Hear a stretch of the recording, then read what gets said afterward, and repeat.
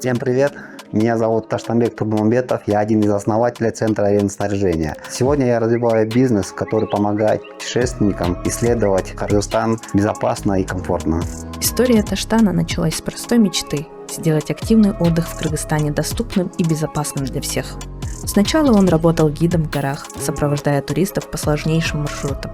Видя, как многие путешественники сталкиваются с нехваткой качественного снаряжения, Таштан решил создать собственный специализированный магазин. Благодаря грантовой поддержке ПРООН Таштан смог приобрести новые высококачественные палатки и расширить ассортимент магазина.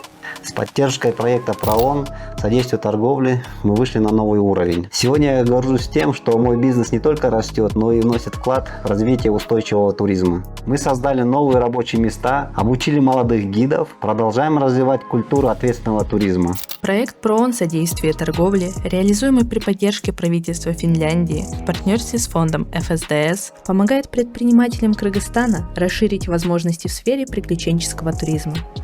Благодаря таким историям, как история Таштана, туристическая отрасль страны получает новый импульс для развития, сохраняя уникальную природу и создавая устойчивые перспективы для местных сообществ.